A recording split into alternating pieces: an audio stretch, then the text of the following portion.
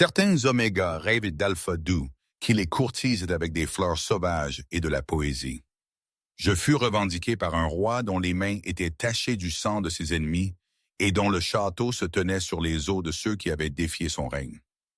Le sol de pierre était froid sous mes genoux, tandis que je frottais le sang de la raclée de la nuit dernière. La rage de mon père avait été particulièrement vicieuse cette fois.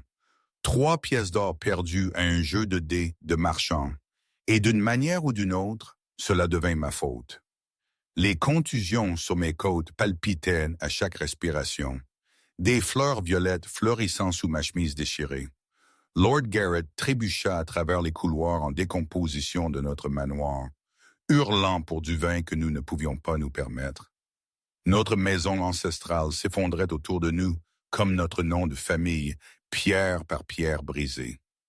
Je gardais ma tête baissée et mes mains occupées, et espérant devenir assez invisible pour éviter ses poings. Puis les loups vinrent. Je les entendis avant de les voir. Le tonnerre des sabots, le cliquetis des armures, les grognements d'avertissement bas qui firent mes instincts d'oméga se figer dans une terreur primale. Quand les grandes portes s'ouvrirent en grand, il se tenait là. Le roi Alpha Jason, les yeux argentés flamboyants alors qu'ils me trouvèrent agenouillé dans mon propre sang, et tout changea. Le roi Alpha ne frappa pas. Les rois ne le font jamais. Ces guerriers inondèrent notre hall d'entrée comme une marée sombre, leurs armures étincelantes malgré la faible lumière filtrant à travers nos fenêtres brisées.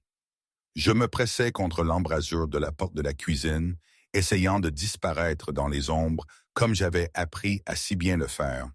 Mais mon père trébuchait déjà en avant, son souffle sentant le vin rance même à midi. « Votre Majesté », il marmonna en tentant une révérence qui faillit le faire s'étaler sur le sol sale. Quel honneur inattendu, Lord Garrett. La voix du roi Alpha était l'hiver lui-même, froide et inflexible. Je suis venu collecter ce qui est dû à la couronne. 300 souverains d'or du 3 lunes passées. Je regardais le visage de mon père se vider du peu de couleur qu'il avait. 300 souverains. Le nombre était ahurissant, impossible. Nous n'avions pas 300 centimes de cuivre entre nous, sans parler d'or. Votre Majesté, nous pouvons sûrement négocier des termes. Peut-être une prolongation ou un arrangement de paiement. Les mains de mon père tremblaient alors qu'il les serrait l'une contre l'autre, comme un mendiant. La récolte fut mauvaise cette année, et les locataires, vous n'avez pas de locataires. Le roi Alpha s'enfonça plus profondément dans le hall, ses yeux argentés cataloguant chaque chaise cassée, chaque tapisserie tachée d'eau, et chaque signe de la décadence de notre famille. Vous avez parié le reste de vos terres il y a 6 semaines à un marchand de laine des territoires de l'Est. Ce manoir et le terrain sur lequel il se dresse sont tout ce qui reste de vos possessions. Comment savait-il cela? Je me serrais plus fort, sentant la douleur des contusions sous mes manches. Mon père avait perdu les pâturages du Sud dans ce jeu, puis m'avait battu pendant 3 jours d'affilée dans sa fureur ivre. « Alors prenez le manoir, dit mon père désespérément. Il vaut bien plus que 300. Le manoir ne vaut rien. Le toit fuit, la fondation est fissurée, et la terre a été mise à nu par votre négligence. » Le regard du roi Alpha balaya la pièce une fois de plus, et je sus l'exact moment où il me vit. Ses yeux se fixèrent sur les miens avec une intensité prédatrice. Je ne pouvais pas détourner le regard, ne pouvais pas respirer. Je ne pouvais rien faire d'autre que rester figé tandis qu'il traversait le hall en 3 longues enjambées. De près, il était encore plus terrifiant que les histoires ne le suggéraient.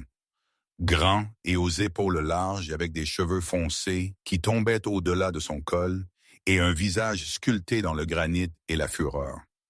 Une cicatrice coupait son sourcil gauche et ses mains qui avaient soi-disant arraché la gorge de l'ancien roi Alpha en combat singulier, se tendirent à ses côtés tandis qu'il m'étudiait. Qui est-ce? Sa voix avait changé, devenue plus calme et d'une certaine manière plus dangereuse. Personne, votre Majesté, juste une servante. Mon père se déplaça entre nous, Mais le roi Alpha le repoussa aussi facilement que l'on pourrait chasser une mouche. Elle porte votre odeur, elle est votre sang. Il tendit la main et je tressautai violemment. Au lieu de me frapper comme je m'y attendais, ses doigts effleurèrent à peine mon menton, inclinant mon visage vers la lumière. Sa mâchoire se serra quand il vit les contusions. Votre fille, elle n'est rien, votre majesté. Inutile, sans valeur. Je peux vous l'assurer. Combien pesez-vous, Omega? La question m'était adressée. Ses yeux argentés ne quittant jamais mon visage. Ma voix sortit comme à peine un murmure. Je ne sais pas, votre majesté. Quand avez-vous mangé un repas complet pour la dernière fois? Je ne pouvais pas me souvenir. 3 jours 4. Hier, je mentis. Quelque chose vacilla dans ses yeux froids. Pas de la chaleur exactement, mais de la reconnaissance. Il vit à travers mon mensonge aussi facilement qu'il vit à travers les protestations de mon père.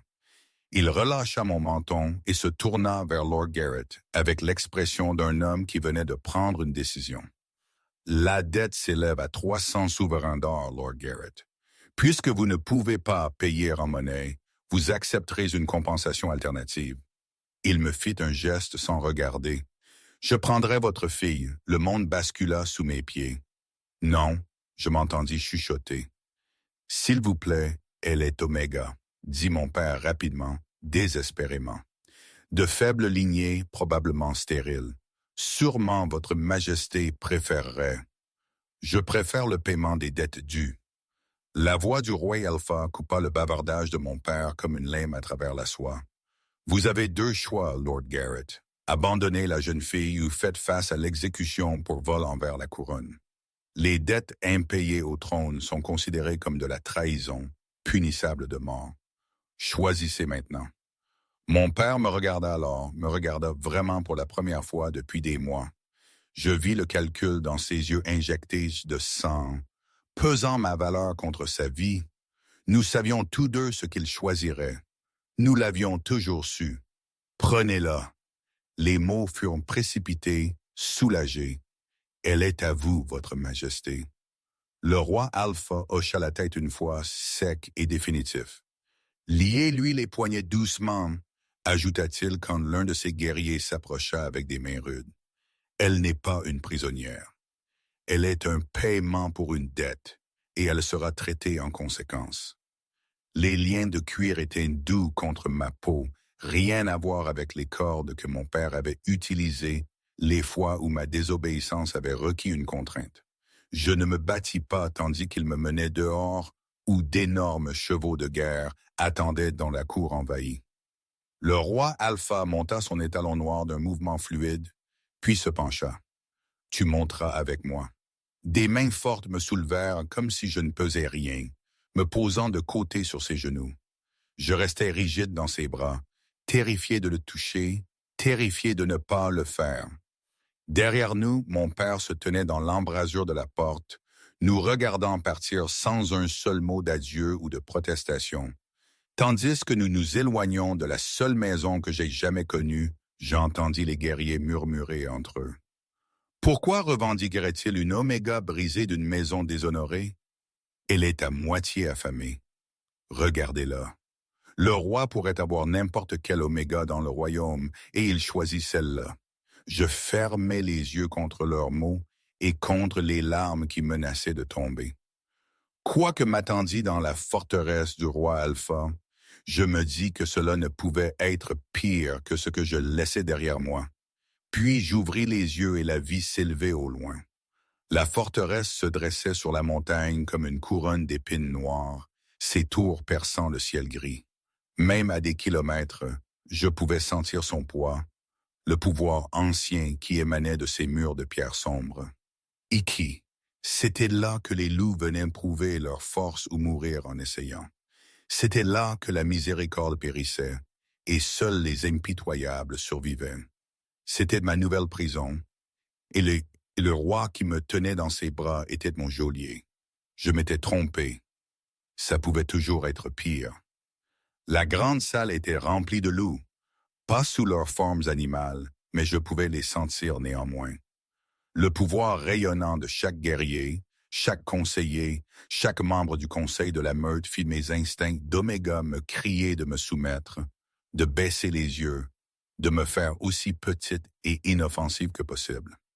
Je me tins devant eux dans ma robe déchirée et ensanglantée, douloureusement consciente de l'apparence que je devais avoir. Une chose brisée traînait des débris d'une maison déshonorée. Le roi Alpha se tenait à côté de son trône, une main posée sur l'accoudoir sculpté tandis qu'il s'adressait aux loups assemblés.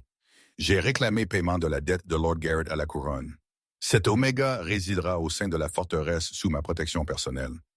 Le silence qui suivit fut assourdissant. Puis un loup aux cheveux gris s'avança du conseil. Votre Majesté, avec respect, pourquoi amèneriez-vous une Oméga de cette lignée dans votre foyer? La famille de Lord Garrett n'a produit que des ivrognes et des débiteurs pendant 3 générations. La fille n'est pas responsable des échecs du père. La voix de Jason avait un ton d'avertissement qui fit plusieurs loups se déplacer inconfortablement. Mais il y a sûrement des Omégas plus dignes, Votre Majesté. Une femme en fourrure élégante prit la parole, ses lèvres se recourbant de dédain tandis qu'elle me jaugeait. Pourquoi vous encombrer de biens endommagés? Je sentis mon visage brûler de honte. Biens endommagés. C'était tout ce que j'étais, tout ce que je serais jamais. Je n'entendrai plus de questions concernant mes décisions. Les mots du roi Alpha furent finaux, absolus. Helena avançait. Une femme âgée émergea des loups rassemblés. Ses cheveux étaient bruns argentés, et ses yeux avaient une intelligence astucieuse qui ne manquait rien. Contrairement aux autres, elle ne me regarda pas avec mépris. Son expression était mesurée mais pas méchante. Vous servirez d'assistante de l'Oméga et d'enseignante aux manières de la cour, dit Jason. Voyez à ce qu'elle ait des chambres appropriées, des vêtements et tout ce dont elle a besoin. Comme vous l'ordonnez, Votre Majesté. Helena s'inclina, puis se tourna vers moi avec une voix plus douce. Venez, enfant, nettoyons-vous. Mais Jason leva une main. Elle s'assiera à côté de moi au festin ce soir. La meute doit voir qu'elle est sous ma protection. Les sourcils d'Helena se levèrent légèrement. Ching! Mais elle hocha simplement la tête. Alors nous devrions la préparer rapidement. Le festin commence au coucher du soleil. Les chambres où Helena me mena étaient plus grandes que ma chambre entière n'avait été au manoir. Un feu brûlait déjà dans le foyer et une baignoire en cuivre fumait d'eau chaude. Je regardais tout cela, incapable de comprendre que c'était destiné à moi. « Pouvez-vous vous déshabiller seul ou avez-vous besoin d'aide? » demanda Helena pratiquement. « Je peux me débrouiller », ma voix était rauque par désuétude. Elle hocha la tête et se détourna pour me laisser de l'intimité, s'occupant à étaler des vêtements frais sur le lit. La gentillesse de ce simple geste faillit me briser. Je me glissai dans l'eau chaude et me mordis la lèvre pour m'empêcher de crier alors qu'elle piquait mes plaies. Helena ne dit rien des contusions qu'elle devait avoir vues. Elle m'aida simplement à laver mes cheveux avec du savon qui sentait la lavande et à m'habiller d'une robe de douce laine grise qui me faisait l'effet du paradis sur ma peau. Pour la première fois depuis des années, j'avais l'air presque présentable. Le festin fut une torture. Je m'assis à côté du roi Alpha à la table haute, tandis que des centaines de loups remplissaient la salle en dessous. Des plats de viande rôtie, de pain frais, de fruits miellés et de ragoûts riches couvraient la table. Mon estomac se contracta de faim, mais je pouvais à peine me forcer à manger. Chaque bouchée donnait l'impression de pouvoir m'étouffer. Jason remarqua. Bien sûr, il remarqua. Ses yeux argentés voyaient tout. Tu devrais manger. Sa voix était basse, destinée seulement à moi. Tu es trop mince. Je n'ai pas faim, Votre Majesté. Un autre mensonge. J'étais affamé, mais la peur m'avait volé l'appétit.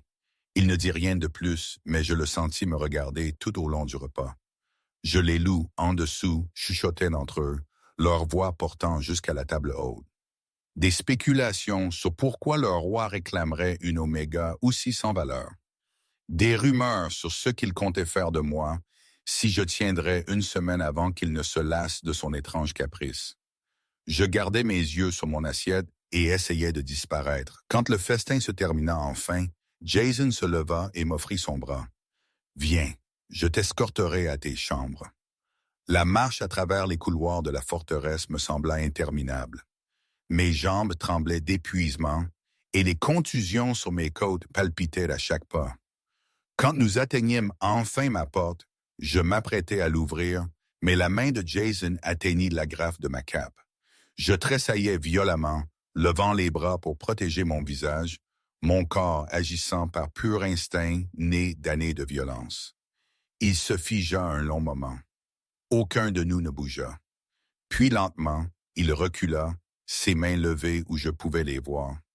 Son expression avait changé en quelque chose que je ne pouvais lire. De la douleur peut-être ou de la fureur, mais rien de tout cela ne m'était destiné. « Je n'allais que t'enlever ta cape, » dit-il doucement. « Elle est déchirée et sale. Helena en a préparé une propre à l'intérieur. » La honte m'inonda. « Pardonnez-moi, votre majesté. » « Je ne voulais pas. Vous n'avez rien à vous excuser. » Il baissa les mains, mais garda ses distances. « Écoute-moi, Adèle, c'est votre nom. »« Oui. » Je hochai la tête, surprise qu'il le sache, surprise qu'il se soucie assez pour l'utiliser. « Vous êtes en sécurité ici. Dans ces murs, aucune main ne vous frappera. Aucune voix ne vous réprimandera. Vous êtes sous ma protection, et quiconque vous fait du mal répondra devant moi de sa vie. » Ses yeux argentés avaient une intensité qui me coupa le souffle. Comprenez-vous? Je voulais le croire. Une partie désespérée et brisée de moi voulait tellement croire que la sécurité était possible. Mais j'avais trop bien appris que la gentillesse était toujours un prélude à la cruauté, que la douceur n'était qu'une autre arme pour faire plus mal à la violence. Je comprends, votre majesté. Les mots étaient creux, vides de vraie conviction. Il étudia mon visage un long moment, et je me demandais s'il pouvait voir à travers ce mensonge aussi facilement qu'il avait vu à travers les autres. Puis il hocha la tête une fois et se tourna pour partir. « Dormez bien, Adèle. Helena s'occupera de vous le matin. » Je le regardais s'éloigner dans le couloir, ses pas résonnant sur les murs de pierre jusqu'à ce que le silence retombe. Ce n'est qu'alors que je me glissais dans mes chambres et barricadais la porte. Je pressais mon dos contre le bois, glissant jusqu'à m'asseoir sur le sol, les genoux ramenés à ma poitrine. Le roi Alpha avait dit que j'étais en sécurité, mais j'avais appris il y a longtemps que la sécurité était une illusion et que la confiance était un luxe que je ne pouvais me permettre. Je ne ferais pas l'erreur de croire le contraire. Le premier plateau de petit déjeuner arriva avant l'aube. Je me réveillais pour trouver Helena entrant dans mes chambres avec de la nourriture qui me mit l'eau à la bouche malgré mon anxiété. Du pain chaud encore fumant des fours, du beurre qui brillait comme de l'or, du miel dans un petit pot en argile, du fromage doux et des pommes tranchées. Plus de nourriture que je n'en avais vue en une semaine au manoir. « De Sa Majesté, » dit Helena, posant le plateau près du lit. « Il ordonne que vous mangiez tout. » Des ordres? Bien sûr, c'était un ordre. Tout ici serait un ordre, habillé de jolis mots et de gestes généreux, jusqu'à ce que j'oublie ce que j'étais vraiment. Un paiement de propriété pour une dette. Mais je mangeais quand même parce que refuser n'apporterait que punition, et la nourriture avait le goût de quelque chose d'un rêve que j'avais oublié comment l'avoir. Cela devint la routine.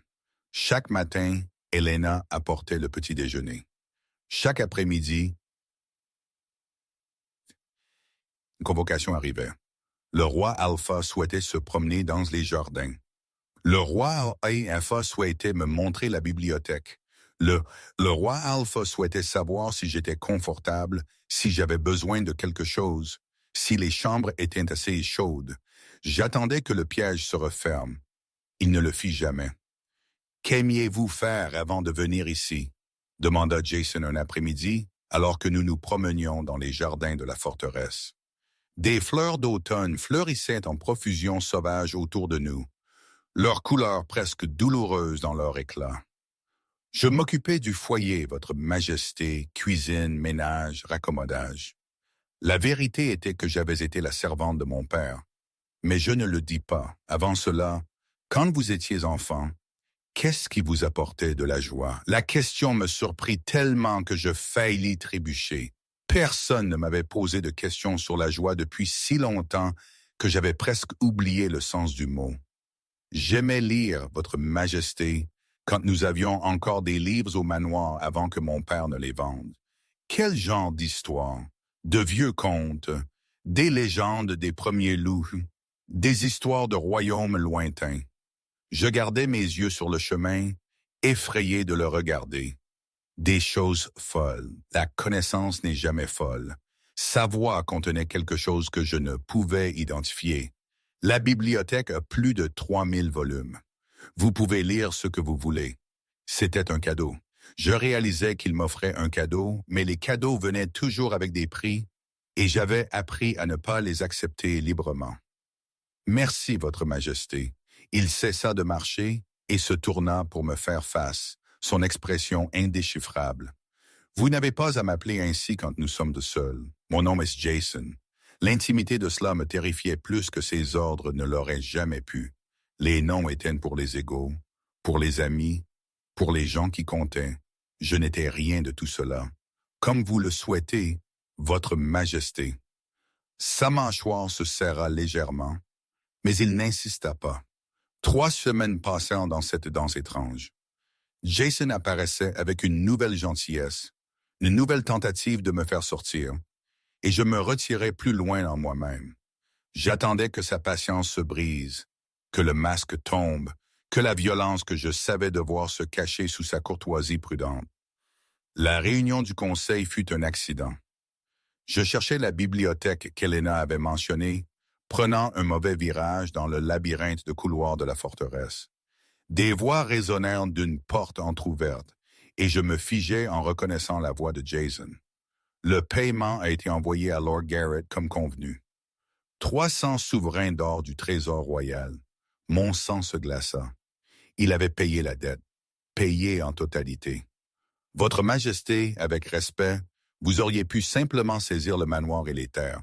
Une autre voix y dit, « Pourquoi récompenser cet ivrogne avec de l'argent quand vous auriez pu tout prendre? » Parce que je voulais la fille, pas la propriété. La réponse de Jason fut factuelle. La dette n'était qu'une excuse commode. Mieux vaut qu'il croie qu'il l'a vendue que de savoir que je l'ai prise parce que je l'ai choisie. Je pressais ma main sur ma bouche pour étouffer tout son. Il m'avait voulu, non comme paiement, non comme compensation, mais parce qu'il avait choisi de me revendiquer. La révélation ébranla tout ce que je pensais comprendre. Je m'enfuis avant d'en entendre davantage, mon cœur battant la chamade alors que je trouvais enfin la bibliothèque. Elle était énorme, avec des étagères qui atteignaient le plafond voûté et des fenêtres qui laissaient entrer des rayons de lumière dorée de l'après-midi. Je me perdis parmi les livres, essayant de donner un sens à ce que j'avais entendu. Je pensais te trouver ici. Je me retournai pour trouver Jason debout dans l'embrasure de la porte. Il avait troqué ses robes formelles de conseil contre des vêtements plus simples, et ses cheveux étaient lâches autour de ses épaules. Il avait l'air plus jeune ainsi, moins un roi et plus un homme. « Pardonnez-moi, Votre Majesté. Je n'avais pas l'intention d'importuner. » « Vous n'importunez pas. Je vous ai dit que la bibliothèque était à vous. » Il s'approcha, ses yeux scannant les étagères. « Avez-vous trouvé quelque chose d'intéressant? » Je regardais les vieilles histoires. Ah, les contes des premiers loups qui pouvaient changer de forme à volonté. Je soulevai le tome ancien avec précaution. Ma mère me racontait ces histoires avant de mourir. Quelque chose s'adoucit dans son expression. « Quel âge aviez-vous quand vous l'avez perdu? » « 8. Le mot sortit plus petit que je ne l'avais voulu. Elle tomba malade un hiver et ne se remit jamais. Après sa mort, mon père commença à boire et à jouer et à perdre tout ce qu'elle avait essayé de construire. Je suis désolé. » Et il semblait le penser sincèrement. Mon père fut tué lors d'un défi pour le trône quand j'avais 16 ans. Je comprends ce que c'est de perdre le parent qui tenait tout ensemble. Pour la première fois, je le regardais vraiment. Non pas le roi Alpha avec son pouvoir et ses guerriers et sa forteresse de pierre noire, mais Jason, qui avait perdu son père trop jeune et hérité d'une couronne qu'il n'avait peut-être pas voulu. Le livre dit que les premiers loups pouvaient courir sous les étoiles et se sentir vraiment libre. Je dis doucement, je rêvais de cela, d'être assez forte pour fuir tout ce qui faisait mal. Et maintenant je suis ici, et je ne sais pas ce que je suis censé être. Vous êtes censé être vous-même. Il tendit la main lentement, télégraphiant son mouvement pour que je ne tressaille pas, et prit doucement le livre de mes mains. Ces contes que vous aimez tant, ils ont tous une chose en commun. Les héros courent toujours vers quelque chose, pas loin de cela. Peut-être n'êtes-vous pas destiné à courir du tout. Peut-être êtes-vous destiné à rester et à découvrir de quoi vous êtes vraiment capable. Les mots s'installèrent dans ma poitrine comme des pierres dans de l'eau calme. Avant que je ne puisse m'arrêter, je me retrouvai à demander « Pourquoi m'avez-vous vraiment revendiqué ?» Il rencontra mes yeux avec ce regard étrangement direct. Parce que quand je vous ai vu agenouillé dans votre propre sang, essayant toujours d'être invisible malgré tout, j'ai vu de la force, le genre de force qui survit quand elle devrait se briser, le genre de force qui ferait une reine digne. Je ne suis pas une reine. Les mots sortirent comme un demi-rire, un demi-sanglot. Je suis une oméga brisée qui ne peut même pas prendre son petit déjeuner sans peur. Vous êtes quelqu'un qui a survécu à des choses qui auraient détruit des loups moindres. Sa voix était féroce de conviction. Ce n'est pas de la faiblesse, Adèle. C'est du pouvoir qui attend d'être réclamé. Quelque chose à l'intérieur de ma poitrine s'ouvrit. Juste un peu. Et avant que je ne puisse l'arrêter, je ris. Pas un son amer ou effrayant, mais quelque chose de génuin et de surprise et presque réel. Jason me regarda comme si j'avais accompli une sorte de miracle. « Vous devriez rire plus souvent, » dit-il doucement. « Cela vous va bien. Je ne savais pas quoi dire à cela, alors je ne dis rien du tout. Mais cette nuit-là, quand Elena apporta mon repas du soir, je mangeais chaque bouchée sans que la peur ne me torde l'estomac. Peut-être, pensais-je, la sécurité n'était pas une illusion après tout. Peut-être était-ce quelque chose que je devais simplement apprendre à reconnaître. L'odeur de la viande rôtie me fit avoir des hauts le cœur. Je parvins à peine au bassin avant que mon estomac ne se vide, vomissant jusqu'à ce qu'il ne reste plus que de la bile et de la honte. Elena me tenait les cheveux en arrière avec des mains expertes, son expression indéchiffrable. « Depuis combien de temps cela se produit-il » demanda-t-elle doucement. « 3 jours. » Je m'essuyais la bouche avec une main tremblante. Je pensais peut-être que la nourriture était trop riche. Je ne suis pas habitué à manger si bien. Elena ne dit rien, mais je vis quelque chose vaciller dans ses yeux. Connaissance, compréhension. La peur me parcourut l'échine comme du givre. Qu'est-ce que c'est? Ma voix sortit plus petite que je ne l'avais voulu. Suis-je malade? Est-ce quelque chose, mon père? Vous n'êtes pas malade, enfant. Elena me guida pour m'asseoir sur le lit, ses mains douces mais fermes. Quand avez-vous saigné pour la dernière fois? La question me prit par surprise. J'essayais de me souvenir. Se suffire. Mais les jours depuis la revendication s'étaient estompés en un flot incessant d'espoir prudent et de terreur persistante. Je ne suis pas certaine. Avant que je ne vienne ici, peut-être que mes cycles n'ont jamais été réguliers. La faim et le stress peuvent, et vous avez été avec le roi Alpha. Ce n'était pas une question. La nuit de la revendication. Mon souvenir de cela n'existait qu'en fragments. Des morceaux brisés d'une mosaïque que je ne pouvais pas entièrement assembler. Jason me portant à ses chambres après le festin, sa voix basse et apaisante, demandant une permission que j'avais été trop effrayé pour refuser. Une douceur à laquelle je ne m'attendais pas, que je n'avais pas connue possible. Une douleur qui se transforma en autre chose. Quelque chose que je n'avais pas de nom pour. Une fois, je chuchotais, seulement cette première nuit. Il ne m'a pas convoqué depuis. Une fois suffit. La voix d'Elena était douce mais certaine. Je dois aller chercher le guérisseur. Ne quittez pas ces chambres. Elle était partie avant que je ne puisse protester, me laissant seul avec une vérité que je n'étais pas prête à affronter. Mes mains se posèrent sur mon ventre, toujours plat sous le tissu de ma robe. Quelque chose y poussait. Quelqu'un, un enfant conçu dans la peur et le désespoir, lié à un alpha que je connaissais à peine et à qui je ne faisais pas confiance. Un enfant qui me piégerait ici pour toujours. La guérisseuse était une vieille louve nommée Meira. Yay! Son visage ridé de 100 ans de sagesse et ses mains fermes de certitude. Elle m'examina avec une efficacité rapide, posant des questions que j'entendais à peine à travers le rugissement dans mes oreilles. 6 semaines, peut-être 7, prononça Mira finalement. L'enfant est forte, je peux entendre son battement de cœur, faible mais régulier. Êtes-vous certaine? Ma voix semblait lointaine, comme si elle venait de quelqu'un d'autre entièrement. J'ai accouché de plus de 300 petits dans ma vie, enfant. Je suis certaine. Le visage tanné de Meira s'adoucit légèrement. Vous devrez vous reposer davantage, manger correctement, éviter le stress. C'est une période délicate. Évitez le stress. Je faillis rire de son impossibilité. Le roi Alpha le sait-il? Demandai-je à Helena après le départ de Meira.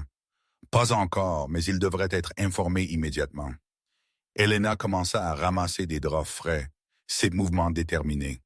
Il voudra augmenter votre protection, s'assurer que vous avez tout ce dont vous avez besoin. Non. Le mot sortit tranchant, désespéré. Pas sinon encore, s'il vous plaît. Helena s'arrêta et se tourna pour me faire face pleinement. Enfant, vous ne pouvez pas lui cacher cela. Il sentira les changements en vous d'ici quelques jours s'il ne les a pas déjà remarqués. Et c'est son héritier. Il a le droit de savoir. Je sais. Je croisais les bras autour de moi, essayant de maintenir ensemble des morceaux qui semblaient s'effondrer. J'ai juste besoin de temps pour le comprendre moi-même d'abord. S'il vous plaît, Helena, quelques jours de plus. Elle m'étudia un long moment, puis hocha la tête à contre-cœur. 3 jours, pas plus. Après cela, je lui dirai moi-même, si vous ne le faites pas. Mais Jason découvrit la vérité avant que 3 jours ne soient passés. Je me réveillai le lendemain matin pour le trouver debout dans mes chambres, son expression sombre, comme une tempête à venir. Helena planait près de la porte, se tordant les mains avec une anxiété inhabituelle. Vous auriez dû me le dire immédiatement. Sa voix était froide, une fureur contrôlée qui fit mes instincts d'oméga me crier de me soumettre. « Pardonnez-moi, votre majesté. Je n'ai appris qu'hier et je pas vous. » Il me coupa, ses yeux argentés fixés sur Helena. « Vous saviez, et vous me l'avez caché. La jeune fille avait besoin de temps pour. La jeune fille porte mon héritier et est sous une menace constante de loup qui voudrait lui faire du mal. » La voix de Jason s'éleva légèrement. La première fois que je l'avais entendu vraiment en colère, chaque instant où je ne savais pas était un instant où elle était vulnérable. Helena baissa la tête. « Pardonnez-moi, votre majesté. » Il la renvoya d'un geste sec et soudain nous fûmes seuls. Je me reculai contre les oreillers, un vieil instinct criant que sa colère allait bientôt devenir physique. Mais il se tint simplement là, sa poitrine se levant et s'abaissant par de profondes respirations tandis qu'il maîtrisait ses émotions. Quand il parla enfin à nouveau, sa voix était calme. « Êtes-vous bien? » La question me surprit. « Oui, votre majesté. L'enfant va-t-il bien? » Le guérisseur le dit. Il s'approcha lentement comme s'il approchait un animal effrayé. Quand il s'assit au bord du lit, je tressaillais mais ne m'éloignais pas. Sa main se tendit, planant au-dessus de mon ventre sans tout à fait toucher. Puis-je? Je hochai la tête, ne faisant pas confiance à ma voix. Sa paume se posa sur mon estomac, chaude et incroyablement douce. Pendant un long moment, aucun de nous ne parla. « Je doublerai les gardes devant vos chambres, » dit-il finalement. « Vous ne vous promènerez pas sur les terres sans escorte. Helena vous apportera vos repas et le guérisseur vous examinera tous les 3 jours. Ce n'est pas nécessaire.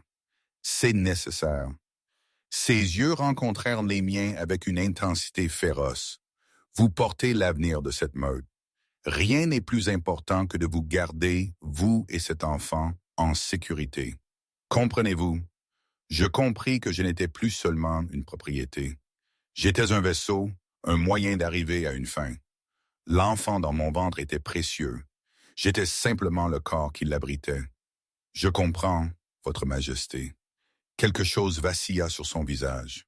De la blessure peut-être, ou de la frustration. Sa main se déplaça de mon estomac pour effleurer ma joue avec une tendresse inattendue. Je ne suis pas en colère contre vous, Adèle. Je suis en colère que vous ayez affronté cette peur seule alors que vous ne devriez plus jamais avoir à affronter quoi que ce soit seul. Son pouce effleura ma pommette, à peine un murmure de toucher. Vous ne portez pas seulement mon héritier. Ainsi, vous êtes sous ma protection et cela signifie quelque chose pour moi. Vous signifiez quelque chose pour moi. Les mots s'installèrent dans ma poitrine à côté du secret que je portais dans mon ventre. Mes instincts d'oméga bourdonnaient de reconnaissance avec la certitude profonde que cet alpha était digne, qu'il protégerait et pourvoirait et chérirait ce qui était à lui. Mais mon esprit, cicatrisé par des années de trahison, chuchotait que la confiance était un luxe que je ne pouvais me permettre. Merci, Votre Majesté. Les mots semblaient creux, insuffisants. Il retira sa main et se leva, le mur de formalité se remettant en place. Reposez-vous maintenant. Je demanderai à Helena de vous apporter le petit déjeuner sous peu. Il était presque à la porte quand je retrouvai ma voix.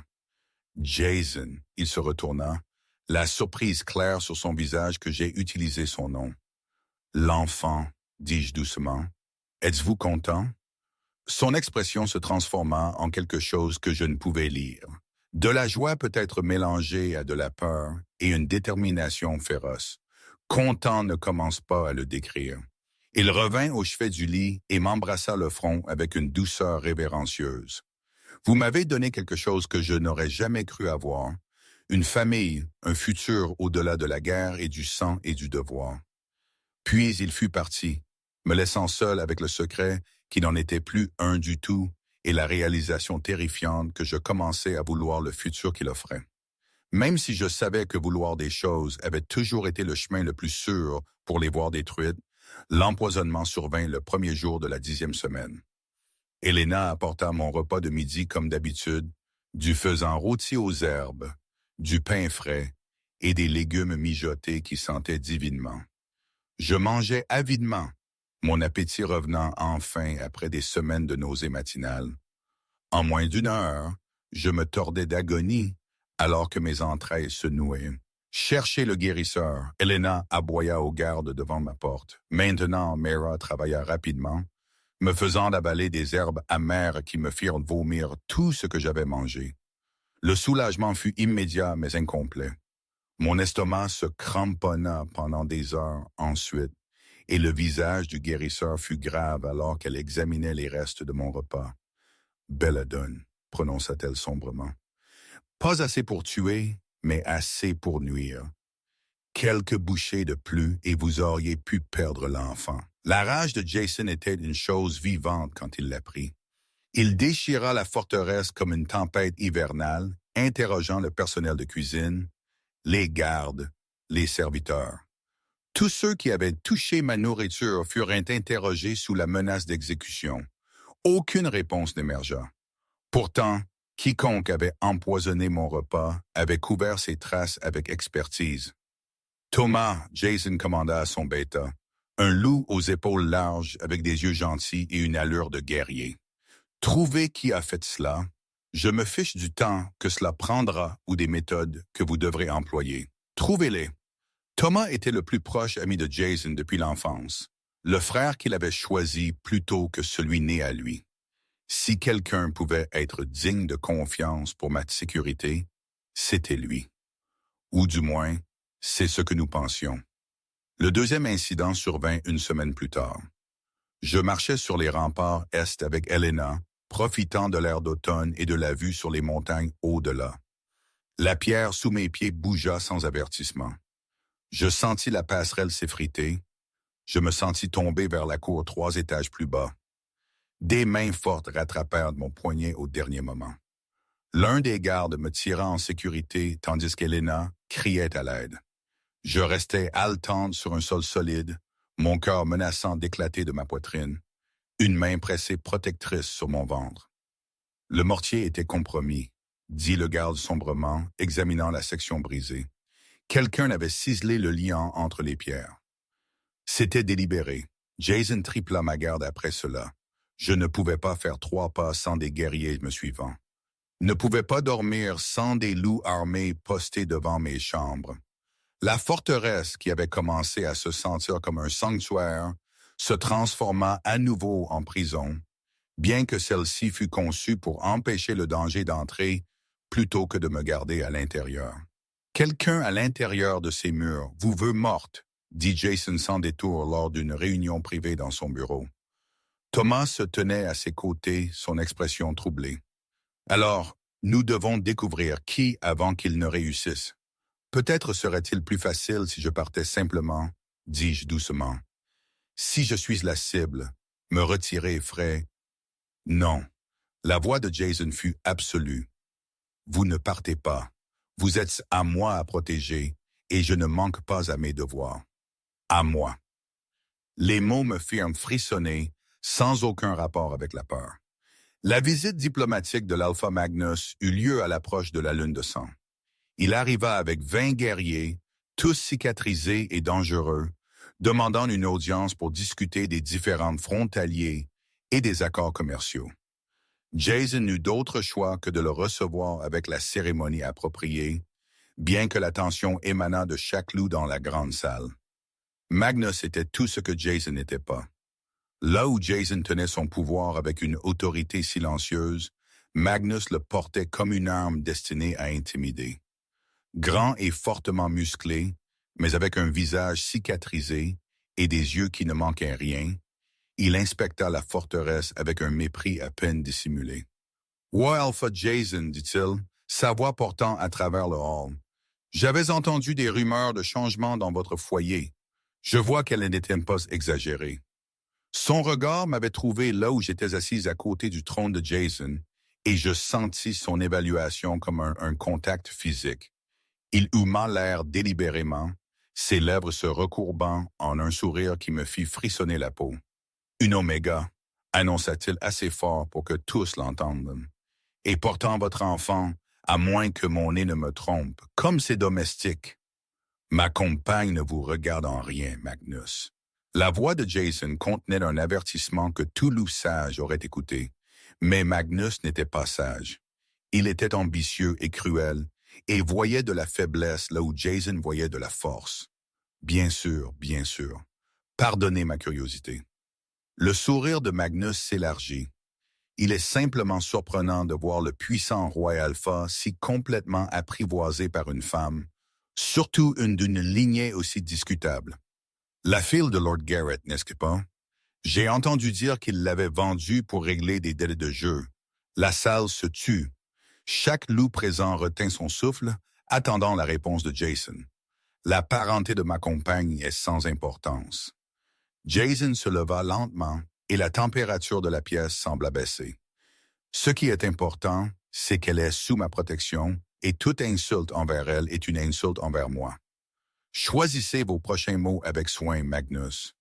Pendant un instant, je pensais que Magnus irait plus loin. Puis il rit, brisant la tension avec une jovialité forcée. Aucune insulte n'est intentionnelle, je vous assure. Je trouve simplement curieux comment les circonstances peuvent changer. Une oméga faible devient la compagne d'un roi. Oui, un roi guerrier devient une nourrice pour les femelles enceintes. Peut-être que les rumeurs sur votre douceur croissante et ont du mérite après tout. La réunion se conclut peu après, mais le mal était fait. J'entendis les murmures se répandre dans la forteresse comme du poison dans les veines. Le roi Alpha était devenu faible. Il était contrôlé par une oméga faible. Son attention était divisée entre le devoir et la domesticité, et cela le rendait vulnérable. Magnus partit 3 jours plus tard, mais ses mots restèrent comme une malédiction. Thomas vint au bureau de Jason ce soir-là, son expression troublée. J'ai trouvé des preuves d'espions au sein de la forteresse. Quelqu'un envoie des informations à Magnus depuis des mois. Des détails sur nos défenses, les rotations de garde, et il fit une pause. Ses yeux papillonnant vers moi. Des détails sur l'Oméga. Qui? La voix de Jay-Z. La voix de Jason était d'un calme mortel. Je ne suis pas encore certain. Les messages étaient codés, l'écriture déguisée, mais je suis prêt de découvrir leur identité. Donnez-moi 3 jours de plus. Jason hocha la tête. 3 jours? Alors nous purgerons cette forteresse des traîtres et nous nous préparons à tout ce que Magnus prépare. Mais Thomas n'eut pas 3 jours. Il disparut lors d'une chasse le lendemain matin. Un instant, il chevauchait à côté de Jason à travers les bois du nord. L'instant d'après, il avait disparu comme si la forêt l'avait englouti tout entier. Son cheval revint sans lui, sa selle vide et tachée de sang. Ils trouvèrent son épée brisée au sol et des signes de lutte. Mais pas de corps, pas de traces à suivre, rien que des questions sans réponse. Le chagrin de Jason était une chose terrible à voir. Il avait perdu son frère en tout sauf le sang, et la perte avait creusé quelque chose en lui qui pourrait ne jamais guérir. « Oui, Magnus là, » dit Jason cette nuit-là, debout à la fenêtre de mes chambres où il était venu chercher. Quoi? Du réconfort, de la compréhension. C'est un message, un avertissement qu'il peut atteindre n'importe qui, prendre n'importe qui, même les plus proches de moi. Je me levai du lit et me rapprochai de lui, ma main trouvant la sienne dans l'obscurité. « Alors nous devons être prêts pour ce qui viendra ensuite, » dis-je doucement. Il baissa les yeux sur nos mains jointes, puis sur mon visage, ses yeux argentés reflétant le clair de lune et quelque chose de plus profond, quelque chose de féroce et de protecteur et de possessif. « Je ne le laisserai pas vous avoir, » dit Jason, et cela ressemblait à un vœu. « Quel qu'en soit le coup, quoi que je doive faire, je vous garderai, vous et notre enfant, en sécurité. » Je le crus. Peut-être pour la première fois depuis qu'il m'avait revendiqué, je crus vraiment que cet alpha me défendrait contre tout, et même si cela signifiait aller à la guerre. Le corbeau arriva à l'aube, noir comme une malédiction contre le ciel gris. Je regardais de ma fenêtre alors qu'il encerclait la forteresse 3 fois avant d'atterrir sur le rebord de la salle du conseil. « Un mauvais présage, » murmura Helena en le voyant. Les corbeaux qui encerclaient 3 fois apportaient des messages de trahison ou de mort. Les gardes m'apportèrent la lettre 1 heure plus tard. Elle portait le sceau de mon père. La cire fissurée et fainée comme tout le reste lié à son nom. Mes mains tremblèrent alors que je l'ouvrais, une partie de moi toujours désespérée pour un mot d'attention de l'homme qui m'avait élevé. Ce que je trouvais à la place était un poison plus puissant que la belladone. Ma très chère fille, j'ai appris des vérités terribles que je dois partager, bien que cela me fasse de la peine de briser les illusions sous lesquelles vous viviez. Âme, le roi Alpha n'est pas le mâle honorable que vous croyez qu'il est. La dette qu'il a réclamée que je devais était fabriquée, un mensonge conçu pour vous voler à votre foyer légitime. J'ai obtenu des témoignages des marchands qui ont été témoins de nos gages. La vraie dette était de 30 souverains, pas 300. Jason a manipulé les dossiers, soudoyé des fonctionnaires et tout orchestré pour vous réclamer à ses propres fins. Vous n'êtes pas sa compagne, Adèle. Vous êtes sa poulinière, un vaisseau pour porter des héritiers qu'il vous prendra au moment de leur naissance. J'ai pris des arrangements avec des alliés de confiance qui peuvent vous faire échapper de cette forteresse avant qu'il ne soit trop tard. Il y a un serviteur nommé Thomas qui a accepté d'aider. Il connaît la vérité des tromperies de Jason et vous guidera en sécurité. Rentrez à la maison, fille.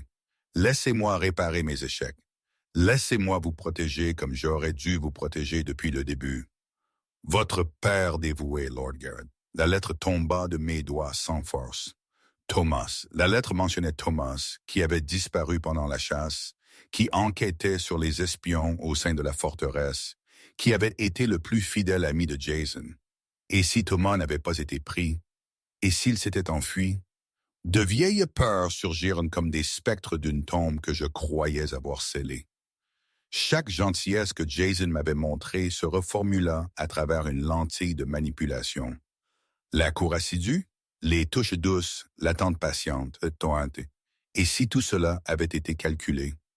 Et si je n'étais rien de plus que ce que mon père prétendait, un vaisseau reproducteur habillé de jolis mots et de fausses promesses?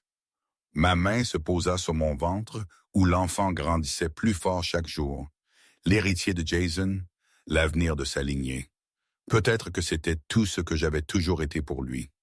Je me retrouvais à traverser les couloirs de la forteresse sans pensée consciente, la lettre serrée dans mon poing comme une preuve lors d'un procès.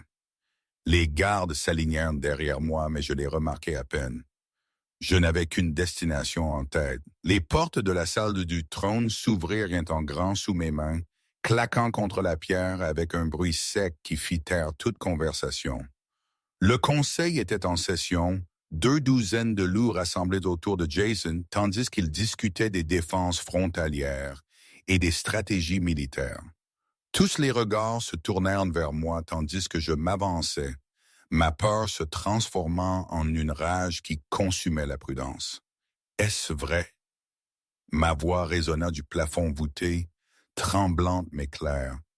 La dette était-elle un mensonge? Jason se leva lentement de son trône, son expression indéchiffrable. Adèle, ce n'est pas le moment. La dette était-elle un mensonge? Je hurlai les mots cette fois, toute prétention de contrôle se brisant. L'avez-vous fabriqué pour me voler? Ne suis-je qu'un vaisseau pour porter vos héritiers? Le conseil éclata en murmures. Jason descendit de l'estrade avec une lenteur délibérée, ses yeux argentés ne quittant jamais les miens. Qui vous a dit cela? Sa voix était dangereusement calme. Je jetai la lettre à ses pieds. Mon père. Il a des preuves, des témoignages de témoins que la dette était de 30 souverains, pas 300. Vous avez tout manipulé pour me revendiquer, et j'étais trop brisé et désespéré pour le remettre en question.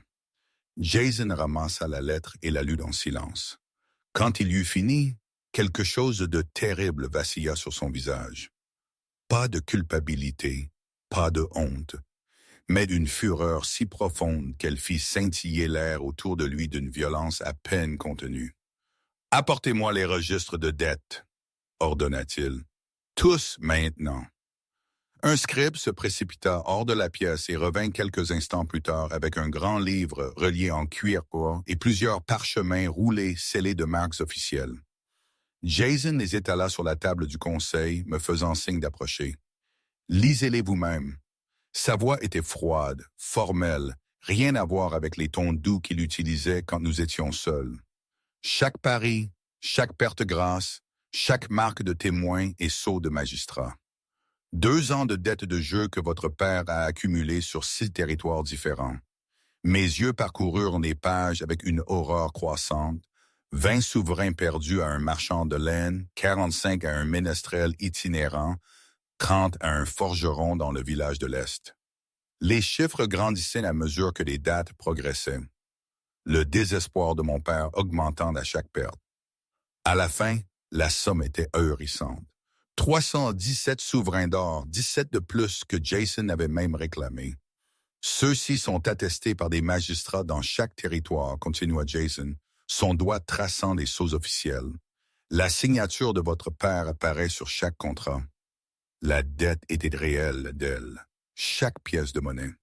Je regardais les preuves devant moi, mes mains tremblant si fort que je pouvais à peine tenir les pages. Mais il avait dit qu'il avait des témoignages. Votre père est un menteur et un ivrogne qui vous vendrait une 2e fois si l'occasion lui en était donnée. La voix de Jason était dure, brutale dans son honnêteté. La question est, le croyez-vous ou croyez-vous ce qui est écrit devant vous dans des registres qui ne peuvent être falsifiés? Je ne sais pas, je chuchotais. Eh bien, je ne sais plus quoi croire. Alors permettez-moi de vous simplifier ce choix. Jason se tourna pour s'adresser au conseil assemblé, sa voix portant une autorité absolue. Moi, Jason Blackwood, roi alpha des territoires du Nord, jure devant ma meute et devant les anciens dieux que je n'ai jamais menti à cet oméga. La dette était réelle.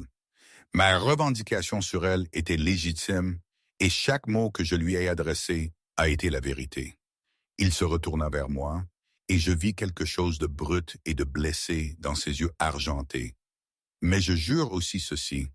Si vous souhaitez partir, je ne vous arrêterai pas. Vous n'êtes pas ma prisonnière, Adèle. Vous ne l'avez jamais été. Si vous croyez que je suis le monstre que votre père prétend, alors partez. Je fournirai une escorte sur où que vous souhaitiez. Oh! Et je ne ferai aucune revendication sur l'enfant que vous portez au-delà de l'assurance qu'il sera pourvu. La salle du trône devint silencieuse. Chaque loup présent regarda son roi avec choc. Un alpha ne relâchait pas ce qui était à lui, surtout pas une campagne portant son héritier. Cela allait contre chaque instinct, chaque loi de leur nature. Mais Jason se tenait devant moi, offrant la liberté, et je réalisais avec une clarté dévastatrice que c'était l'épreuve ultime, non de son honneur, mais de ma confiance. Je regardais les registres de dettes étalés devant moi, les sceaux officiels et les marques de témoins qui ne pouvaient être falsifiées. Je pensais aux mois que j'avais passés dans cette forteresse, à la cour patiente et à la gentillesse prudente de Jason, à la façon dont il s'était reculé chaque fois que je tressaillais, me donnant de l'espace quand j'en avais besoin, offrant de la gentillesse quand la cruauté aurait été plus facile. Puis je pensais à mon père qui m'avait battu pour avoir brûlé le souper et m'avait vendu pour payer ses dettes, qui ne m'avait jamais demandé si j'allais bien ou si j'étais en sécurité ou heureuse, qui n'offrait de secours que maintenant, quand cela servait ses propres objectifs. J'avais passé toute ma vie à croire que j'étais sans valeur. Peut-être était-il temps de croire quelque chose de différent. La lettre mentionne Thomas, dis-je doucement. Elle dit qu'il m'aiderait à m'échapper, mais Thomas a disparu pendant la chasse. L'expression de Jason s'assombrit. Thomas enquêtait sur les espions dans notre forteresse. Si votre père a su le mentionner, cela signifie que mon père travaille avec Magnus. La réalisation me frappa comme un coup physique. L'empoisonnement, la passerelle qui s'effondrait, tout cela. Ils essaient de me tuer. Et quand cela a échoué, ils ont essayé de me manipuler pour me faire fuir. Je levai les yeux vers Jason, cet alpha qui m'avait revendiqué et m'avait montré ce que la sécurité pouvait ressentir. Je ne pars pas. Quelque chose dans son expression s'ouvrit. Adèle, je ne pars pas. Je répétais plus fort cette fois. J'allais vers le feu du conseil qui brûlait dans son grand foyer et jetais la lettre de mon père dans les flammes. Le parchemin s'enflamma instantanément, se recroquevillant et noircissant jusqu'à ce qu'il ne reste plus que des cendres. Mon père a fait son choix quand il m'a vendu. Maintenant, je fais le mien. Je me tournais pour faire face aux loups assemblés. Ces créatures puissantes qui avaient mis en doute ma valeur dès mon arrivée. Je suis Adèle, compagne du roi Alpha Jason, et je porte l'avenir de cette meute. Ma voix ne trembla pas. Quiconque menace cet avenir me menace, et je ne fuirai pas les menaces. Plus maintenant. Jason franchit la distance entre nous en 3 enjambées et me serra dans ses bras. Son visage enfoui dans mes cheveux, je le sentis trembler, sentis la profondeur de l'émotion qu'il luttait pour contenir. « Tu es la personne la plus courageuse que j'ai jamais connue, » chuchota-t-il contre ma tempe. « Et je te jure, je serai digne de la confiance que tu m'as donnée. » Pour la première fois depuis qu'il m'avait revendiqué, je l'enlaçai et le serrai fort. J'avais choisi mon alpha. Maintenant, nous affronterions ensemble toute obscurité qui viendrait. Thomas revint 3 heures après que j'eus brûlé la lettre de mon père. Ils le trouvèrent effondré aux portes de la forteresse, plus mort que vif. Son corps était une toile de torture. Doigts cassés, côtes brisées, coupures qui sointaient l'infection. Mais il respirait, et ses yeux avaient une urgence désespérée, tandis que les gardes le portaient à la grande salle. Jason et moi étions encore dans la salle du trône quand ils l'amenèrent. Alors je halètai à sa vue. Ce guerrier fort réduit en ruines sanglantes. L'expression de Jason se durcit en quelque chose de terrible et froid. Thomas, la voix de Jason n'avait aucune chaleur, aucune amitié. Tu vis à peine. Thomas toussa, du sang tavelant ses lèvres. Votre Majesté, j'ai besoin de, je dois vous dire. Dites-moi pourquoi vous nous avez trahis. La main de Jason se porta à l'épée à sa hanche. La lettre vous mentionnait par votre nom. Vous travaillez avec Magnus et Lord Garrett. Donnez-moi une raison de ne pas vous exécuter là où vous êtes. Parce qu'il doit vous avertir d'abord, dis-je doucement, m'approchant malgré l'instinct protecteur de Jason de me retenir. Quelque chose dans les yeux de Thomas parlait d'un remords sincère, d'une peur sincère. Laissez-le parler. Le regard de Thomas rencontra le mien, et je vis une honte si profonde qu'elle était presque douloureuse à témoigner. Ma sœur, Magnus a pris ma sœur il y a 2 lunes. Il a dit qu'il la tuerait lentement, créativement, à moins que je ne fournisse des informations sur les défenses de la forteresse, sur vous. La confession resta suspendue dans l'air comme la fumée d'un bûcher funéraire. Je lui ai donné les rotations de garde, les points faibles des murs, des détails sur les chambres de l'Oméga. La voix de Thomas se brisa. Je pensais pouvoir le contrôler. Je pensais pouvoir lui donner des informations inutiles pendant que je cherchais ma sœur. Mais il savait. Il savait toujours quand je mentais, et il lui a fait du mal pour punir mes tromperies. Alors vous lui avez dit la vérité, dit Jason platement. Vous nous avez tous vendus pour sauver une vie. Oui, Thomas ne recula pas devant la condamnation. Je suis un traître et un lâche, et je mérite la mort. Mais d'abord, vous devez savoir que Magnus prévoit d'attaquer ce soir pendant la lune de sang, quand notre pouvoir diminue, qu'il a 200 guerriers assemblés. Ils utiliseront le passage caché sous le mur est que j'ai révélé. Ils viennent tuer l'Oméga et l'enfant qu'elle porte pour vous briser avant de prendre votre trône. La lune de sang, la seule nuit de chaque mois où la force des loups-garous diminuait, où la transformation devenait douloureuse et incomplète, le pire moment possible pour se défendre contre un assaut coordonné.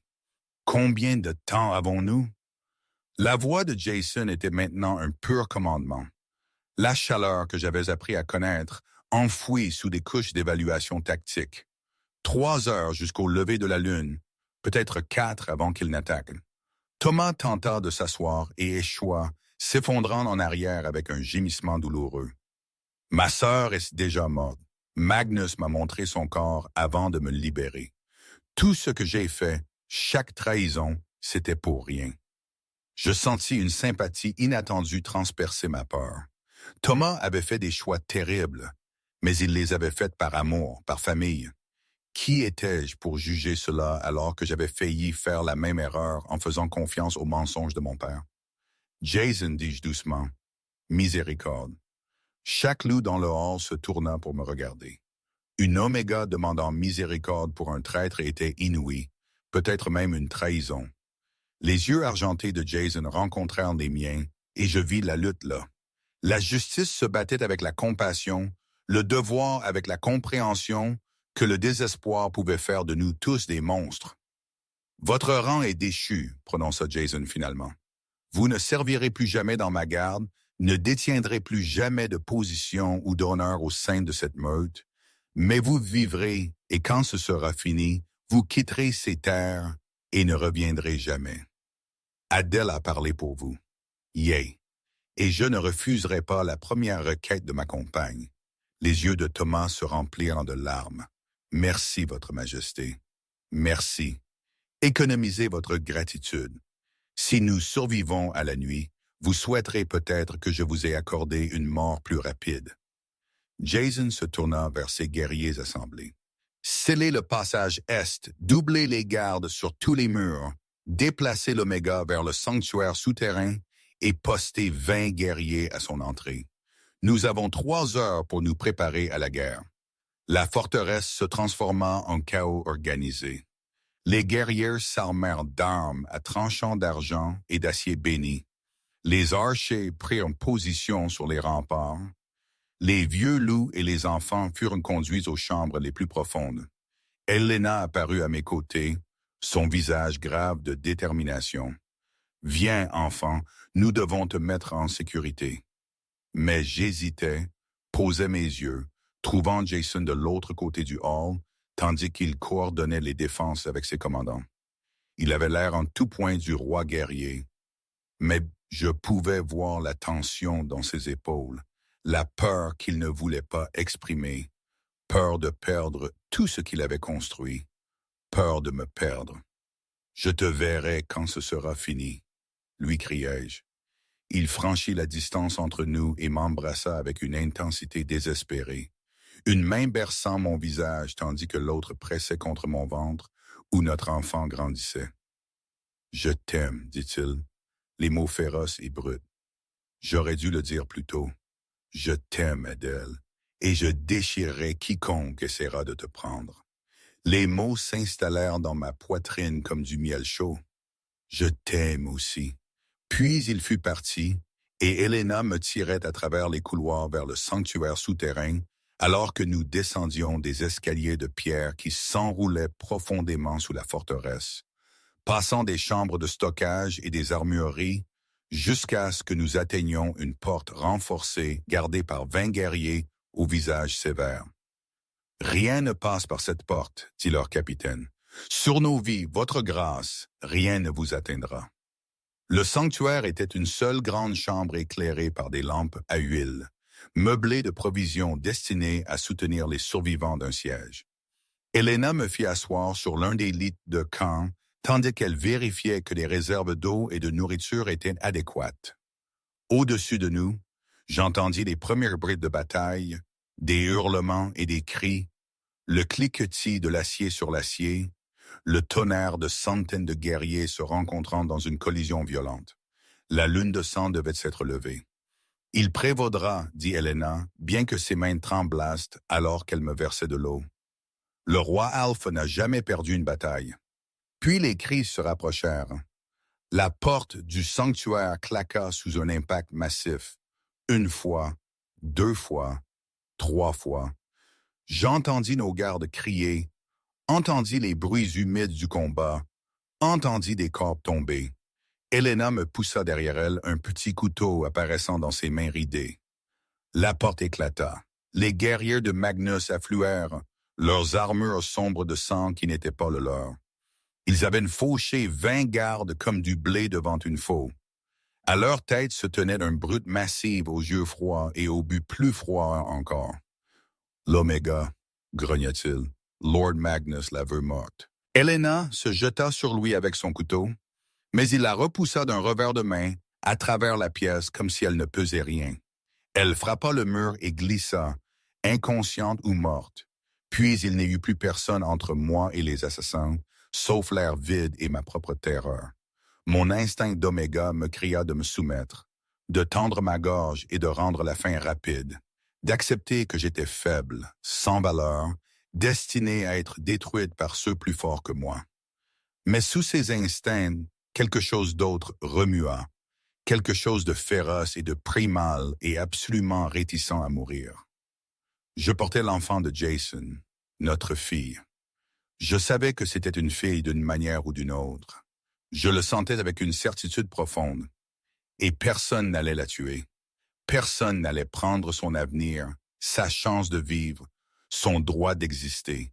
Personne. L'assassin bondit en avant et je sentis la transformation commencer. Mes os craquèrent et se reformèrent. Ma peau ondula tandis que la fourrure jaillissait. Pour la première fois en 19 ans, ma louve émergea. Pas la petite forme timide d'Oméga que j'avais attendue, mais quelque chose de plus grand, quelque chose d'argenté et de grognant et absolument létal. Du tout, je rencontrais la charge de l'assassin avec les crocs dénudés et la fureur déchaînée. La bataille pour ma vie avait commencé et je n'irais pas doucement dans cette nuit noire. Je me battrais. Ma louve était un feu d'argent et une fureur incarnée. Le premier assassin mourut la gorge dans mes mâchoires, son sang chaud et le cuivre doux sur ma langue. Le second tomba sous mes griffes, qui étaient plus longues et plus tranchantes que celles de n'importe quel Oméga. Le troisième tenta de s'enfuir, et je le rattrapais par derrière, l'instinct maternel se transformant en une protection sauvage. Ils étaient venus tuer ma fille. Ils mouraient pour cette présomption. Plus de guerriers affluèrent par la porte brisée du sanctuaire, mais je les rencontrais avec les dents et la rage. Ma louve était plus grande qu'elle n'aurait dû l'être, plus forte que ce que la génétique Oméga permettait. Peut-être était-ce l'enfant que je portais qui me prêtait sa force, et peut-être était-ce simplement que j'avais enfin cessé de croire que j'étais faible. Je me battais comme une créature possédée, et le sol du sanctuaire coula de sang de ceux qui m'avaient sous-estimé. Puis Magnus lui-même apparut dans l'embrasure de la porte. Il était massif sous sa forme de loup, noir comme minuit, avec des yeux qui brillaient d'ambre, avec une intelligence cruelle. Un alpha dans sa fleur de l'âge, cicatrisé par la bataille et vicieux. Il aurait dû me terrifier et me soumettre. Au lieu de cela, je lançai un défi qui résonna sur les murs de pierre. Magnus rit, le son émergeant comme un grondement sombre de sa poitrine. Il m'encercla lentement, cherchant d'une faiblesse, la soumission de l'oméga qui aurait dû être inévitable. Mais j'avais passé 19 ans à me soumettre à la violence. J'en avais assez de m'incliner devant les monstres. Nous nous affrontâmes dans un choc de fourrure et de crocs qui ébranla le sanctuaire. Il était plus grand, plus fort, plus expérimenté. Mais je me battais pour quelque chose qu'il ne pouvait pas comprendre. Non pas pour un territoire ou le pouvoir ou la fierté, mais pour le minuscule battement de cœur qui grandissait sous mon propre cœur, pour le droit de vivre de ma fille. Magnus me repoussa contre le mur, ses mâchoires claquant vers ma gorge. Je me détournai et plantai mes griffes dans son flanc exposé, tirant du sang. Il hurla de rage et de douleur, jetant son poids contre moi. Mes côtes craquèrent sous l'impact, et je goûtais le sang dans ma bouche, mais je ne céda pas.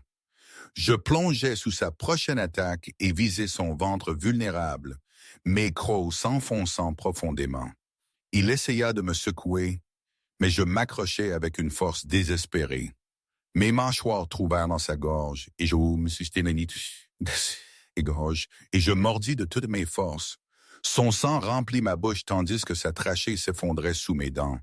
Je m'accrochais même lorsqu'il se débattait, même lorsque ses griffes déchiraient mes flancs jusqu'à ce que ses luttes s'affaiblissent et finalement s'arrêtent. Magnus tomba et je me tins au-dessus de son corps, mon museau dégoulinant de rouge, ma poitrine haletante d'épuisement et de douleur. Ma forme de loup vacilla et je sentis le changement s'inverser alors que je m'effondrais à côté du cadavre de mon ennemi. C'est ainsi que Jason me trouva. Il franchit la porte du sanctuaire avec 20 guerriers derrière lui. Tous étaient usés par la bataille et ensanglantés par les combats du dessus. Il se figea à la vue qui s'offrait à lui.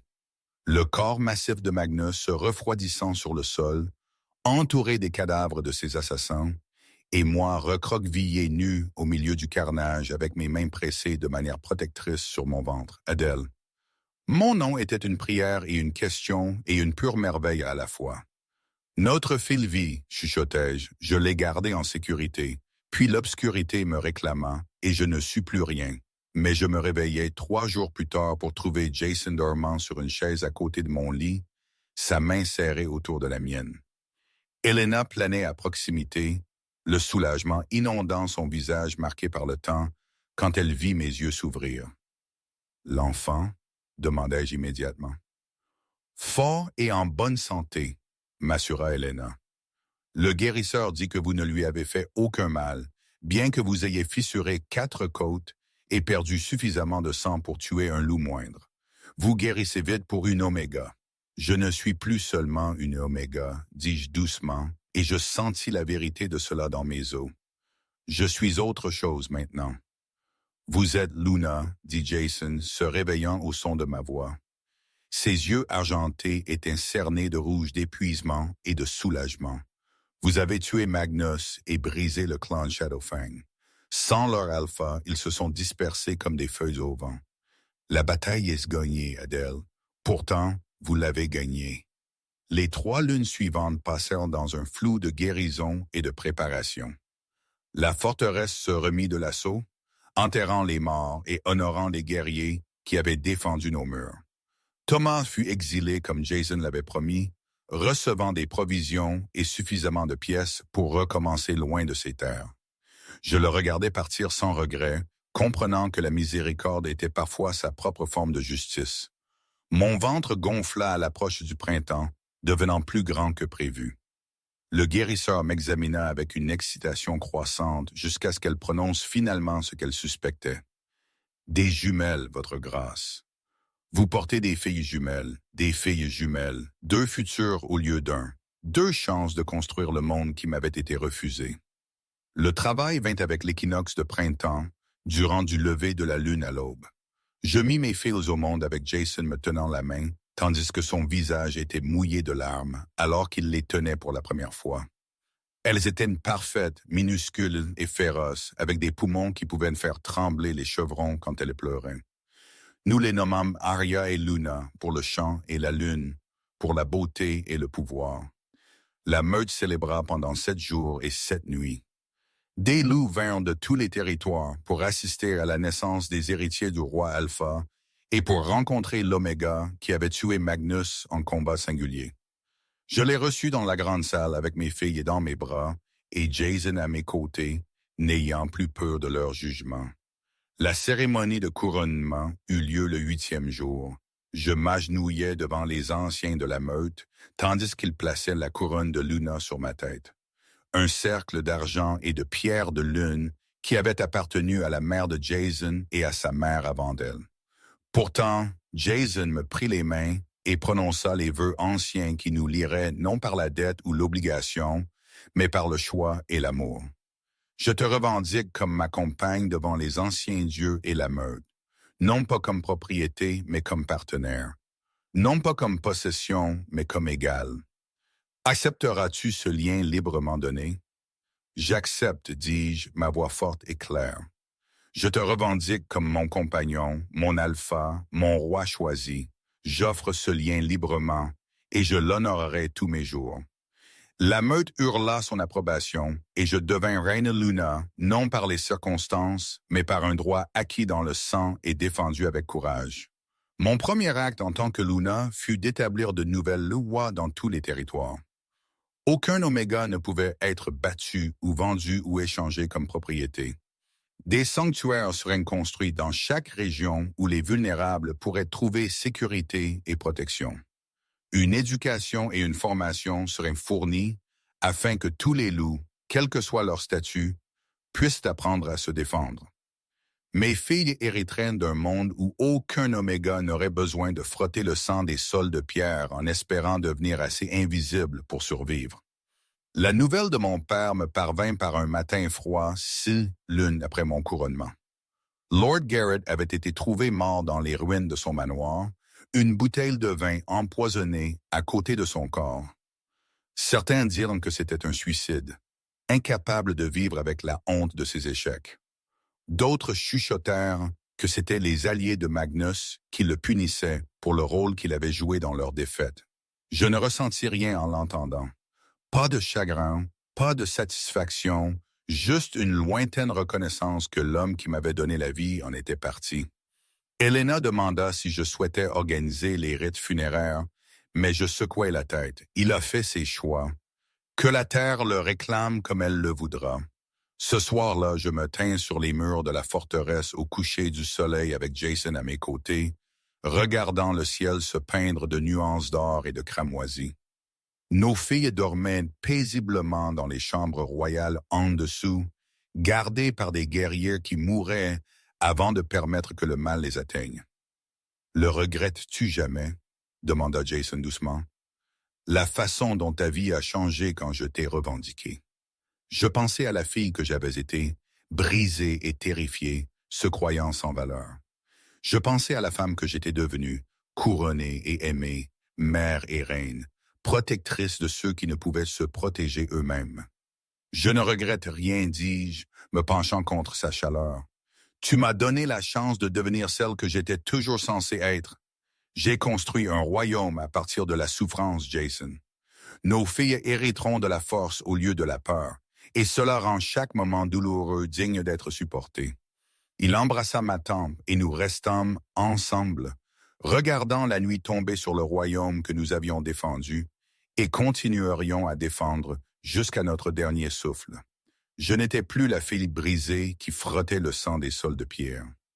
J'étais Adèle, Luna, reine des territoires du Nord, aimée de mon peuple, mère d'héritiers, tueuse de tyrans. Et je passerai chaque jour de mon règne à m'assurer qu'aucun Oméga n'aurait jamais plus à choisir entre la survie et la reddition. C'était mon héritage, c'était mon triomphe, c'était mon heureux pour toujours, gagné non par le sauvetage, mais par la détermination féroce de me sauver moi-même.